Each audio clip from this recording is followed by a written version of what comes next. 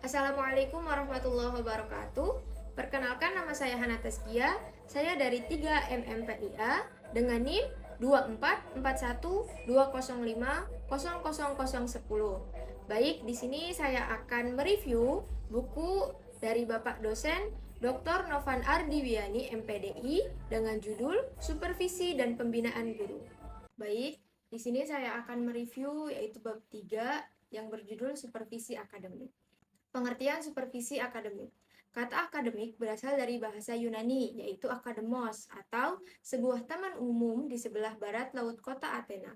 Akademos diambil dari nama seorang pahlawan yang terbunuh pada perang legendaris Troya.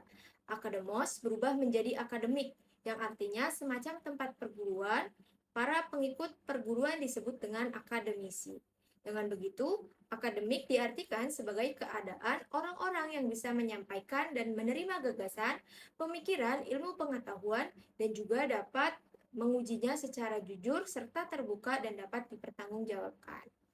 Supervisi akademik adalah upaya mengawasi atau membimbing serta merangsang kegiatan guru dalam menerapkan bidang keahliannya serta penguasaan metode pembelajarannya dalam menyelenggarakan kegiatan pembelajaran dengan tujuan untuk meningkatkan kinerjanya.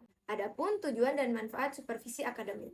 Tujuan dilaksanakannya supervisi akademik bagi guru adalah untuk membantu guru agar mampu mengembangkan kompetensi pedagogik agar tujuan pembelajaran tersebut tercapai dengan baik. Pendapat lain mengungkapkan, supervisi akademik dilaksanakan melalui kegiatan yang menitik beratkan pada pemberian bantuan pada guru dengan tujuan untuk meningkatkan profesionalitas guru tersebut.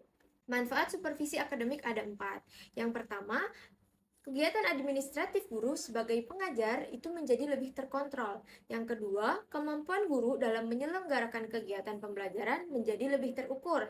Yang ketiga, memastikan agar kegiatan pembelajaran bagi siswa sesuai dengan rencana pembelajaran dan sesuai dengan standar yang berlaku. Dan yang terakhir atau yang keempat, mendapatkan bahan untuk melakukan perbaikan berkelanjutan dalam penyelenggaraan kegiatan pembelajaran. Inti dari pelaksanaan supervisi akademik adalah untuk membina guru dalam meningkatkan mutu pada proses pembelajaran.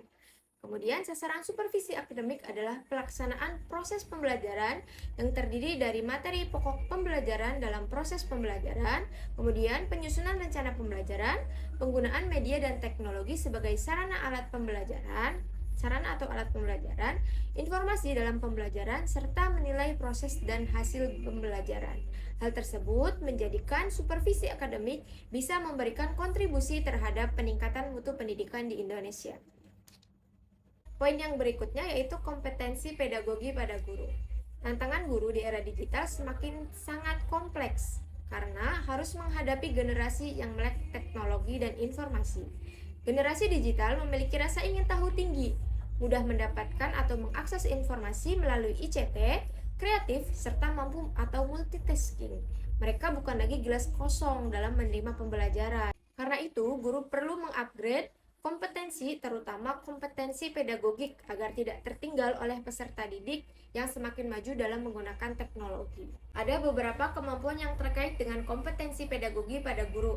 Yang pertama, kemampuan dalam menerapkan bidang keahliannya, di mana guru yang tidak mengajar atau latar belakang pendidikannya tidak sama dengan apa yang ia ajar itu akan sangat berpengaruh terhadap hasil belajar siswa karena guru tersebut tidak memiliki keahlian dalam bidangnya. Contoh, misalkan ketika guru PAI mengajar matematika, itu sudah sangat tidak nyambung, maka proses dan juga hasil pembelajarannya akan sangat kurang atau tidak efektif.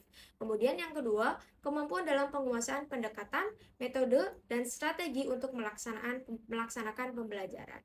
Di mana penguasaan pendekatan, metode, dan strategi untuk melaksanaan pembelajaran tidak ada yang paten, di mana guru itu harus bisa membumbui atau mengedit atau menginovasikan entah itu pendekatannya, metode, dan strateginya untuk melaksanakan pembelajaran. Kemudian yang ketiga, kemampuan mendayagunakan media pembelajaran. Guru bisa menggunakan yang pertama alat atau media pembelajaran seperti LCD atau juga ada DVD, proyektor. Nah, Ada juga yang kedua itu bisa menggunakan alat-alat yang seadanya ataupun yang ada di sekitar seperti pepohonan, kemudian juga binatang, kemudian juga daun-daun yang kering dan sebagainya. Dan yang terakhir, kemampuan mengelola waktu dalam pembelajaran, di mana guru harus pintar mengelola waktu dalam pembelajaran. Nah, contoh misalkan ketika bagian kurikulum memberikan waktu yang sangat mepet atau sangat ngepres untuk pembelajaran tersebut, maka guru harus pandai-pandai mengatur waktunya. Kapan ketika menyapa atau kapan ketika mengisi pembelajaran atau materi, kapan menutup atau kapan ice breaking, itu guru harus pandai-pandai atau mampu mengelola atau memanage waktu dalam pembelajaran. Poin yang berikutnya, langkah-langkah dalam pelaksanaan supervisi akademik ada 4. Yang pertama perencanaan, yang kedua pelaksanaan, yang ketiga umpan balik, yang terakhir tindak lanjut. Yang pertama, perencanaan kegiatan supervisi akademik, di mana perencanaan ini melalui 3 tahapan. Yang pertama, penyusunan jadwal supervisi, yaitu kesepakatan antara supervisor dengan supervisor. Yang kedua, penyusunan instrumen, apa saja yang akan disupervisi. Yang ketiga, penyusunan daftar guru, siapa saja yang disupervisi, entah itu guru mata pelajaran atau guru kelas. Nah, itu bisa dikoordinasikan. Kemudian, pelaksanaan supervisi akademik. Pelaksanaan supervisi akademik harus berdasarkan prinsip-prinsip berikut. Yang pertama, praktis, di mana pelaksanaan supervisi akademik harus yang mudah, memilih cara yang paling mudah. Kemudian yang kedua, objektif. Nah, hasil harus disampaikan apa adanya, tidak boleh manipulatif. Yang ketiga, kooperatif antara supervisor dengan supervisor, di mana pelaksanaannya itu dengan kerjasama yang baik. Kemudian yang keempat, kekeluargaan. Pelaksanaan dengan penuh keakraban, harmonis, tidak ada rasa yang lain-lain dalam artian pilih kasih atau sebagainya. Kemudian yang kelima, demokratis, di mana mengedepankan musyawarah antara supervisor dengan supervisor. Kemudian yang keenam, komprehensif, menilai semua aspek pada kompetensi yang sudah disetujui sebelumnya. Kemudian yang ketujuh, berkesinambungan, di mana supervisi dilaksanakan secara berkelanjutan, jangan hanya 1 kali atau 2 kali, tetapi diberikan waktu misalkan dalam 1 tahun 1 kali atau dalam 1 semester itu 1 kali, boleh dikoordinasikan kembali. Adapun langkah selanjutnya yaitu melakukan umpan balik, di mana kegiatan ini dilaksanakan oleh kepala sekolah bersama para guru dalam bentuk focus group discussion, atau guru dan kepala sekolah itu berdiskusi apa yang tadi harus diperbaiki dan sebagainya. Dan poin yang kedua yaitu atau yang terakhir, tindak lanjut hasil. Kepala sekolah menentukan tindak lanjut upaya perbaikan yang harus dilakukan berdasarkan hasil supervisi yang didiskusikan bersama para guru tadi. Apa saja yang harus diperbaiki, tadi saya sudah sebutkan.